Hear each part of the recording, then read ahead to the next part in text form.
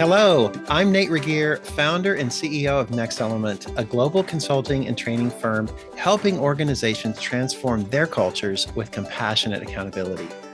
Thanks for joining me on the Compassionate Accountability Podcast, where we get to meet amazing people who are bringing more compassion to the world. I hope you'll find something useful in this episode, and if you like what you hear, please subscribe, rate, and review to help us reach more listeners.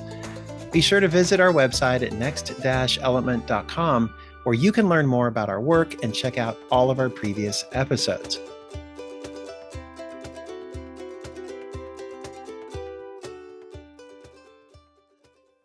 Although I get a lot of referrals for guests on my podcast, it's especially meaningful when I know the person. We've met and we've had other interactions. I met Joe Mull when we were both presenting at a healthcare conference in Florida. I was so impressed with his deep knowledge on the topic and down-to-earth style. You know, a lot of keynote speakers have a lot of style, but not so much substance. But Joe has both. I spoke to him afterwards, and I just loved his approachability, his curiosity, his generosity, and authenticity as a human being.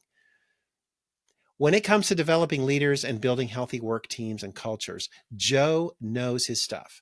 And he has a lot to say that might challenge what we think we know and how we're approaching the challenges of attracting and retaining top talent.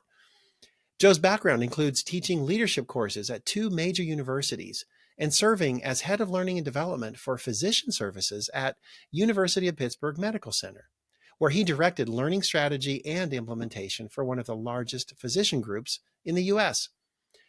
Joe is author of 3 books, including No More Team Drama, which I sure like that name, and his latest, Employalty, How to Ignite Commitment and Keep Top Talent in the New Age of Work.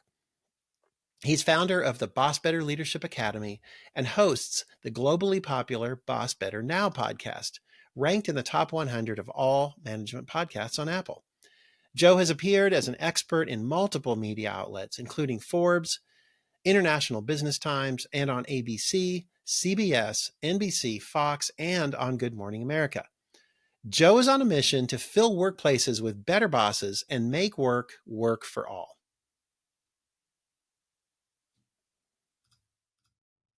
Joe, so welcome to the Compassionate Accountability Podcast.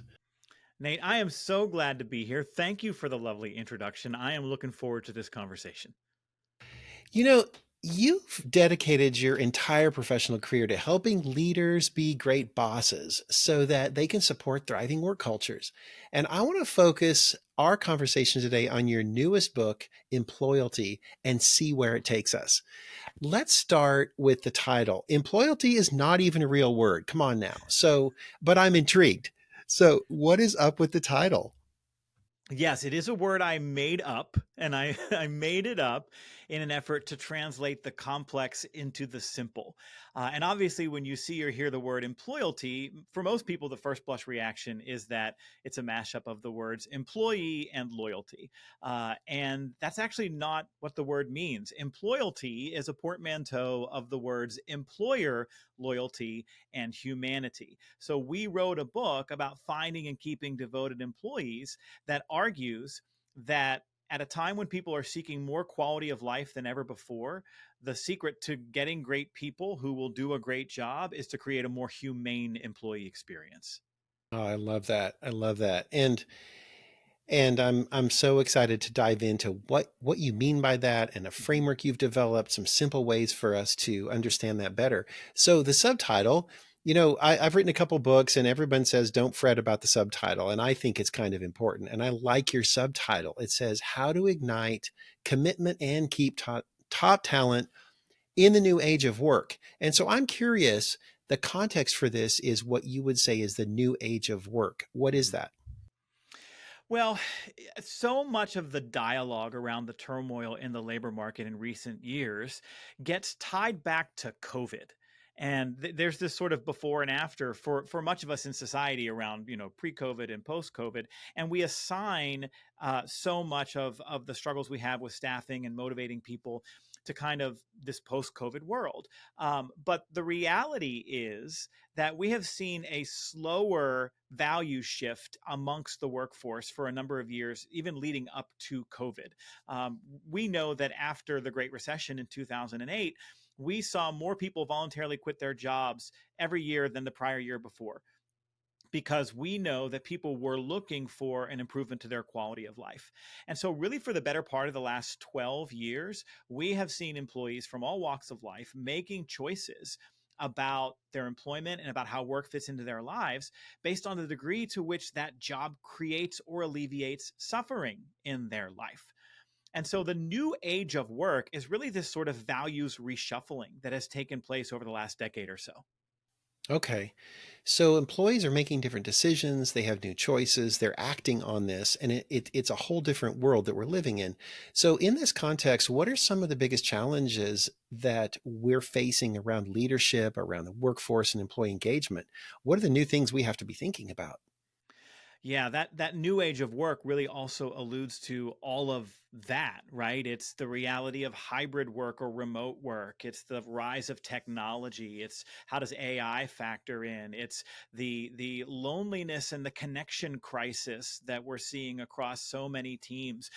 It's figuring out how to onboard and compensate and support employees who themselves are struggling as the primary caregiver to an elderly parent, or in a country where there's a child care crisis and we can't afford or find capable child care. So there's all of this sort of a range of challenges that we face as employees, that leaders, like it or not, have to be tuned into to create the kind of environment where people are going to join and stay and care and try. Man, you know, I was reading a statistic the other day, maybe it was from your book or somewhere else, about the number of people that chose to try their own thing, become an entrepreneur, start their own business, do something different. Do you have a sense for what those numbers are now? Well, in the last few years, you've heard a lot about the labor force participation rate, right? Which is the number of prime age workers who are actively participating in employment. And, there are some news outlets and some clickbait articles out there that have been trying to sort of scare up this idea that the labor force participation rate has dropped because people are lazy and no one wants to work. And everybody's, there's a whole chunk of society who's just sitting on the sidelines. But that's actually not the reality. We've seen a dip in the labor force, in large part because we have people aging out that are not being replaced by younger workers, because we have more people retiring than joining the labor force. We lost a handful of folks to COVID deaths and crackdowns on illegal immigration. But the biggest dip in the labor force participation rate in the last 10 years has been driven by people starting their own businesses or people doing freelance work. It's the gig economy, because they're not counted the same way in some of those numbers. And if you look at what's driving people to go out and do their own thing, it's that quality of life argument. It's, oh, I can set my own hours. I can be my own boss. I can do the kind of work I want to do. I can take the ceiling off of what I could potentially earn. I can give myself a raise, so to speak. And so that has been a huge driver of what's been happening in the labor market as well. Wow, if we go back in time, and the number of entrepreneurs were so small that when a company was thinking, who are we competing against? It was the other employers. But now it's ourselves as self-employers. And everybody's trying to figure out what's happening. And you've listed a variety of factors that we should be considering to deal with staffing shortages. But what I appreciate about your message when I heard you speak is you have a different view on this. You believe there are some things we're missing that we should be focusing on. What are we not talking about? Well, as it relates to finding employees, it's recognizing that we have added jobs to the US economy at such a breakneck pace over the last 10 years that if you want to fill a role or replace someone who has left, you're going to have to hire somebody away from somebody else. And so, how do you become the destination workplace? How do you turn the other employer into the departure organization and your job into the destination workplace for them? And as it relates to keeping employees, we realize, or we understand, that most leaders and business owners still don't know or engineer the conditions at work that lead people to want to be a part of what you're doing and give it all they've got. And so we wrote this book really to translate more than 200 studies and articles that we analyzed on why people quit a job or take a new job or decide to stay long term with an employer into a simple framework for what really leads someone to see their employer as a destination workplace. Mm. Well, I love a good model. And when we talked last time, I remember telling you what I loved about your model is it fit some of, we kind of have a litmus test for good models, and it really fit that philosophy. And in your model, you outline the ingredients for Mhm. commitment, and you make it so simple and so powerful. So will you describe it for us? Sure. Well, let's start with the one sentence answer to the question, where does commitment come from at work? I argue that commitment and retention appear when employees are in their ideal job doing meaningful work for a great boss. These are the three primary factors that determine whether someone will join and stay and whether they care and try around what they're doing at work. Ideal job is about how that job fits into my life. So things like compensation and workload and flexibility make up whether that fits into my life, and it's about what I get in exchange for what I do. The meaningful work factor is about what I spend my time doing and who I'm doing it with. And so things like believing I have purpose, getting to use my strengths, experiencing belonging have everything to do with whether or not I find my work meaningful. And if I do experience those things, I move from I have to do this to I want to do this. And then that great boss factor really comes down to the quality of the relationship I have with the person who oversees my work and whether they're coaching me, whether they trust me, whether they advocate for me. You get all three of those factors in place: ideal job, meaningful work, and great boss. And we know consistently that people will join, stay, care, and try. Join, stay, care, and try. Those are pretty important words. You've used them several times. Because we tend to bifurcate the ideas of commitment and retention, right? We're having conversations over here about retention. How do we get people to stay, right? How do we keep our positions filled? And then over here we have sort of separate conversations about employee engagement, right? How do you activate someone's emotional and psychological commitment at work? But the reality is there is considerable overlap in the conditions that lead to both. So one of the things that I do often in keynotes and workshops is I'll use some of that interactive polling technology where I'll put a question on the screen of what motivates employees to care and try at work. And I'll set it up like a word cloud. You know what a word cloud is, Nate? Yeah, yeah. And so everybody in the audience will start typing in their answers. And inevitably, every single time, the most the most popular answer has to do with money. People will say money, pay, wages, bonuses, etc. And what we know is that money has very little to do with care and try at work. It has very little to do with our effort. Money has everything to do with whether we join and stay.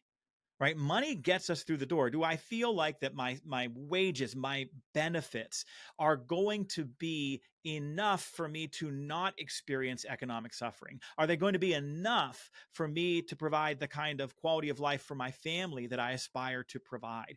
Once that's right, those things like money, wages, benefits, bonuses are off the table as a factor in motivation at work. What we tend to get wrong is that we think money and benefits increase motivation. They don't, but they do impact it. Because if I perceive that my wages are unfair or inadequate, what happens is that my disengagement increases and I become a flight risk. I've I've heard people say, I hear this all the time, I'm not getting paid enough for this. And Mhm. it's very easy to think that they're talking about pay when they say that, and they're not.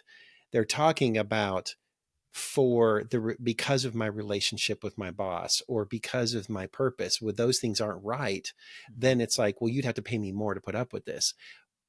But what I hear you saying is, or if we get that right, then pay doesn't always have to be the thing we go to solve the problem, and we can get off track there. Yeah, well, but and it's a mix. So on one hand, we do have some employees that if you go to them and say, "Hey, what would motivate you to do more or try more at work?" We do have some folks who would say, "Well, pay me more." But think about the absurdity of that answer. What that person is telling you is, "I have another gear. You haven't seen it yet, but it's for sale. And what we know about the psychology of motivation, and specifically intrinsic motivation, is that it's just not true. Because what's going to happen if you turn around and give that person a pay increase?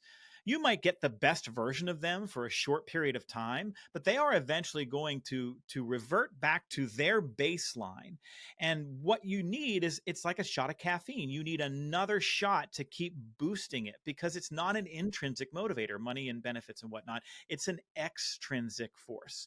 We need those other things like meaningful work, a great boss, flexibility. Because what ends up happening is people who were previously saying, I don't get paid enough to deal with this, actually look around and say, well, my pay and benefits are fair and adequate, and I'm getting all these other things. And so I really care about the work here. And so there's a problem, there's an issue, there's a hardship. I'm going to attack it. I'm going to deal with it.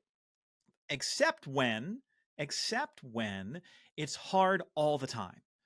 So sometimes when people say, I don't get paid enough to deal with this, this has been a persistent level of stress and burnout and overwhelm that has been persistent for years.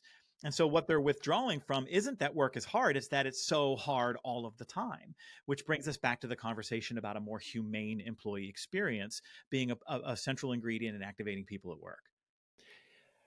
I would love to focus in on your word boss. So we know that relationship with leaders is a huge driver of these things. In our company, we focus a lot on the quality of that relationship, how we do communication, conflict. But you're talking about the new age of work, but using this old school word like boss. And I Mm-hmm. asked you about it, and you said, no, no, no, this is the right word. So will you tell us why you stuck with that word? Because it's a word that your employees use conversationally, and they don't do it in a way that's pejorative. So I get it. We've seen a lot of arguments and everywhere from LinkedIn and in leadership development workshops about what the right language is. And don't get me wrong, I am a person that believes language matters, inclusive language matters. It's so important. But I don't get tripped up by the word boss because it's a word that your employees use. Nate, if you hire a new employee and he or she starts to work for you, and 3 weeks into their new job with you, they're sitting on their deck and a neighbor comes over to catch up and they share a glass of wine, at some point, the neighbor's going to say to your new hire, hey, how's the new job going? Do you like your new boss? And at that moment, your new hire is not going to go, whoa, sailor, we don't use salty language like that around here. That's not my boss. You need to call her my chief motivation officer, right? That's not how we deal with that. If somebody walks into the front desk of a dental practice or a doctor's office, walks up to the front window and says, excuse me, I need to speak to your boss. That person is not going to get offended in that moment about that word, right? They're going to be wondering what's going on, what's happening with this customer. Did somebody mess up? Let me go get Mary because that's who this person is looking for. So I get that when we encounter that word in the wild, so to speak, it sort of means like act like a boss, to dominate, right, or to overwhelm.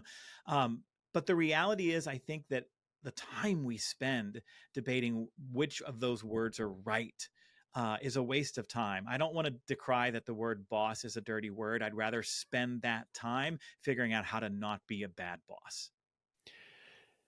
Thanks for explaining that. That's helpful. And I wonder if a lot of authors, a lot of leaders, thought leaders, that we words matter, phrases matter, and they have a lot of meaning in them. And sometimes we can spend energy trying to redefine a word that everybody uses, or sometimes we can just move on and talk about what really matters. And Mhm. appreciate that. So your book And is because the truth is, if you say to somebody, do you like your boss? There's really only one right answer that we're going for. You want that person to say, yeah, I've got a great boss. Gosh, you have so many compelling new perspectives, different ways of looking at things, invitations for leaders to think differently, challenging some of our myths and assumptions. And you work with a lot of audiences, a lot of clients around the world and organizations. What have you found to be some of the most eye-opening or empowering new concepts of yours that leaders are embracing? Hmm. Well, in terms of concepts of mine, one of the things that I argue in the book and that I mention when I'm doing keynotes and workshops is that there's a mindset shift that is required to truly become a destination workplace. One of those mindset shifts is that there is no staffing shortage, there's a great job shortage. We know that what's happening out there right now is that people aren't quitting, they're upgrading. They're looking for upgrades to their quality of life. And for some people, that's an upgrade in commute or in pay or in work culture or a better boss or more fulfilling work. But across the board, when you ask people, hey, why'd you change jobs? They describe looking for an upgrade, and they'll tell you specifically what kind of upgrade they were looking for. And so when you tell people there is no staffing shortage, there's a great job shortage, we're turning the mirror inward because we really want that to be the story, right? When we have a hard time finding people to do our jobs, we want to blame people. When what we really have to look at are the jobs. And so when you shift that mindset around it being a great job shortage, you turn the mirror inwards. And as an employer or a leader, you can start solving for the internal deficits that might prevent you from being a destination workplace. The other sort of powerful question that I ask during some of my keynotes and workshops is that creating a more humane workplace really starts with a simple question. What would make this place the very best place to be a blank? So if you're running a restaurant and you have a hard time keeping servers, what would make this place the very best place to be a server? What can we do differently? Where can we innovate? What can we offer or add or trumpet or tweak to stand out? Once we start, again, looking internally at the employee experience through that lens, we start solving for what might be pushing people away or not attracting people to us in the first place. Love that. Thanks for sharing those two great examples. And speaking of mindset shifts, compassionate accountability is kind of our shtick, as our thing, but it's also a very similar concept because we're talking about two words that most people wouldn't think would go together. That you can care deeply about people, you can really think about what is it like to be you, how do we honor and affirm you, and also we have lots to get done. That those two go hand in hand, and that it's not just, hey, what do you want? What do you need? We're doing this for a critical business purpose. And I like about holding the mirror up is so often as leaders, we can start thinking it's everyone else's problem. We're working our butts off. We're doing everything we can. And we don't really ever ask those tough questions about what do we have? What are we accountable for? And what are our responsibilities to like you said, create the best possible place for this person to be able to do their job. So I think we're aligned there. And I'm curious, where are you seeing the business case for these mindset shifts, these different ways of looking at things? Well, the business case really begins with understanding that if you create these conditions that we're talking about here, you create a pretty extraordinary competitive advantage as an employer. For one thing, we know that you become almost impenetrable to poaching. If you give someone their ideal job doing meaningful work for a great boss, it's not likely that another employer is going to be able to swoop in and offer something that you're not already providing. The second thing that happens is that your employees become your best recruiters. Because as we hear so many folks out there in the world complain about how unhappy they are at their job, we go, hey, this is a pretty great place to work, right? I've got some decent compensation, some flexibility, the workload's manageable, the work's meaningful, my boss is pretty great, you should come work for us. And then when you get into that environment and you look around and you realize you're sort of checking all of these boxes on this internal psychological scorecard that we all have, our effort goes up. And when commitment and effort go up across your employee experience in any organization, every single metric you care about as a business owner or as a leader positively benefits. Whether it's customer experience, it's sales, it's revenue, it's safety, it's quality, it's all of it. And so when we talk about a more humane employee experience, that sounds soft, but it's really not. This is the entry fee for success. This is a business imperative in today's workplace. So to become impenetrable to poaching, that's a complicated words, but it's so powerful. Impenetrable to poaching and to have a business advantage, we have to shift our mindset.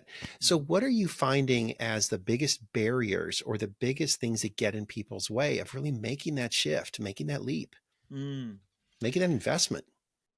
Well, there's a money factor. I mean, obviously, when we're talking about things like wages and benefits and more flexibility and more evenly distributed workloads, which often require organizations to staff up, those cost money. And at a time right now there are so many organizations who are struggling with inflation and figuring out how to write a check, to use an old term, to pay for more staff, better salaries, et cetera. And the truth is, the organizations who are innovating in these areas are trying to are finding ways to create new or expanded revenue streams. That's really all that they can do, or cut costs in other places. And so that is sort of an obstacle and a barrier, no question. And so we really have to be innovative in those areas.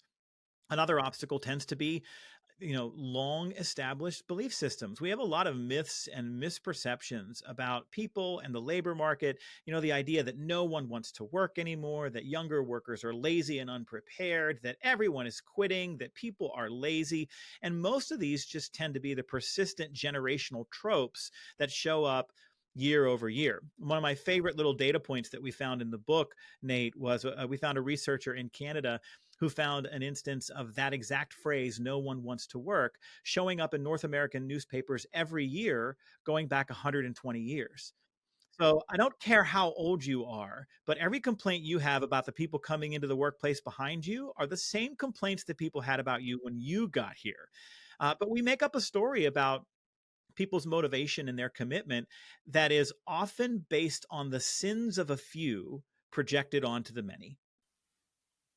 Well, whatever the skill is, I see. I'm just flabbergasted at the creativity and the ability of younger generations to master things. I may Mhm. complain that, this kid's lazy, and yet this person has mastered social media to an extent that I'm not willing to invest the time in. So Yep. who's the lazy one, right? Right. So Right. maybe it's just intrinsic motivation, like you said. We tap into that. So shifting gears a little bit, I I heard there's a bit of a funny story about how this book came to be. Will you share that?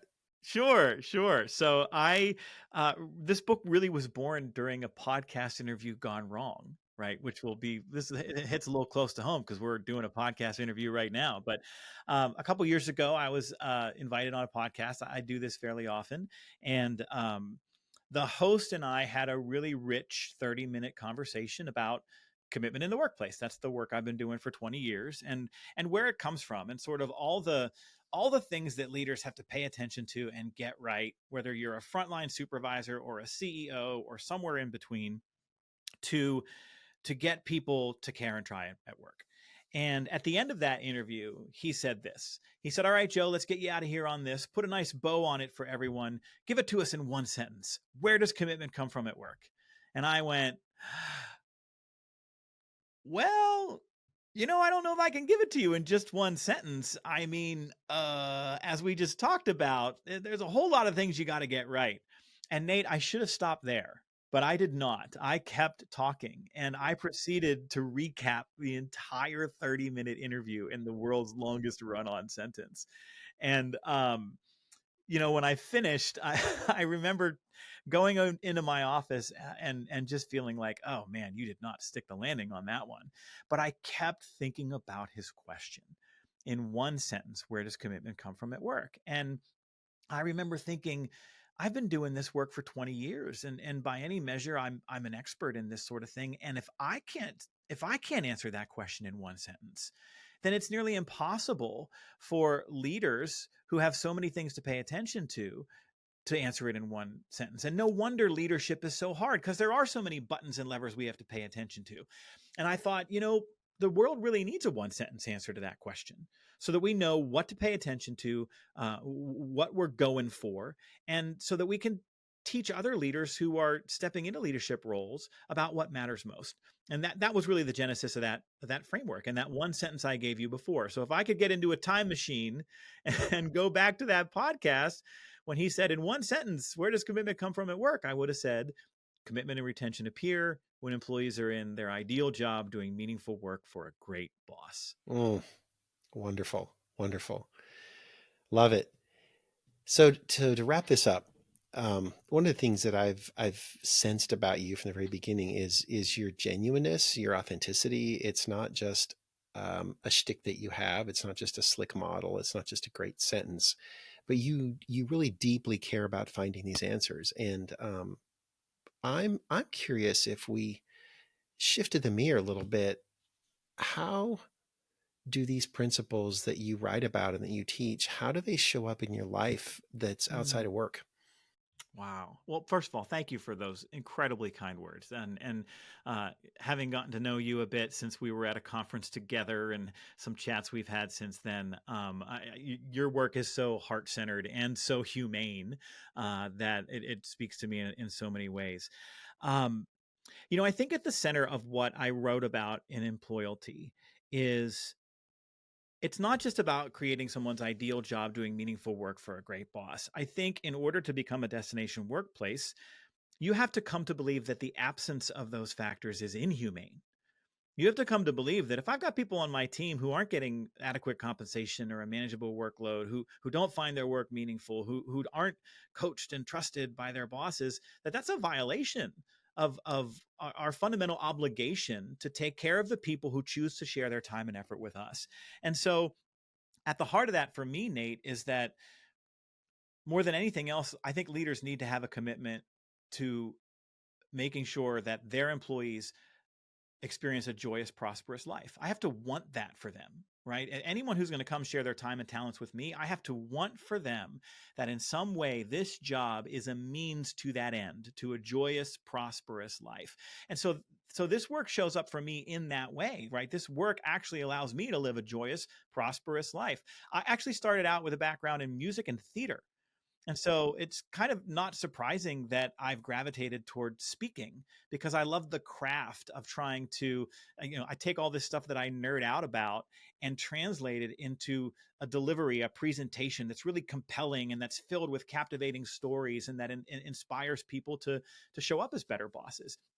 And because I've started my own business around that, I have a lot more influence on where I go and when I can be home with my 3 kids. And so this work about helping people experience a more joyous, prosperous life has led to me in enjoying a more joyous and prosperous life. That's great. What's a what would be an example of where you have found yourself, or you've been able to apply the principles you teach to leaders in your family or in a personal situation? You thought, wow, this translates way beyond Mm. the workplace. It's just probably in encountering folks around me who are not as fulfilled as they want to be.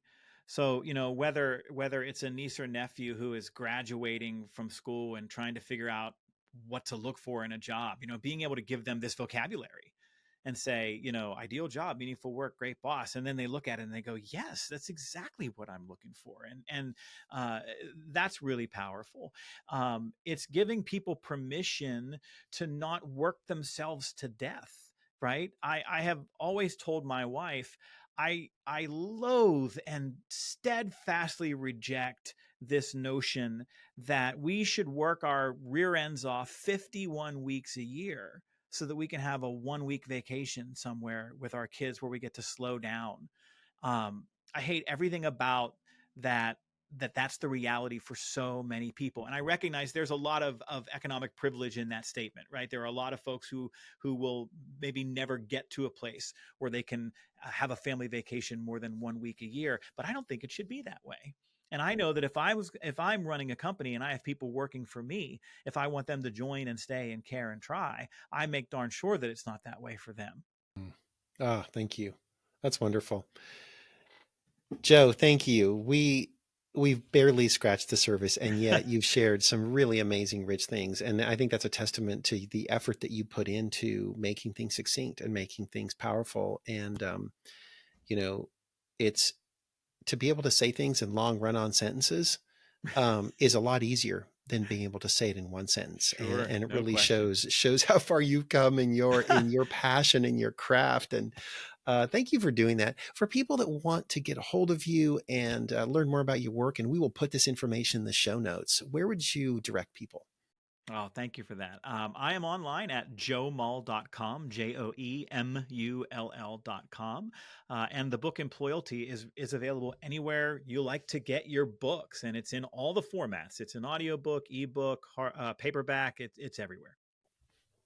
Folks, that's Joe Mull. And if you ever get a chance to hear him speak, absolutely take it. It's fantastic. And if you get a chance to go talk to him afterwards, do that too. And so you can meet the real guy, the real deal, more than show, totally a lot of substance, and an incredible presenter. Check out the book, listen to him speak. Joe Mull, thank you so much for being here. Oh, thank you, man. I appreciate you so much. Thanks again.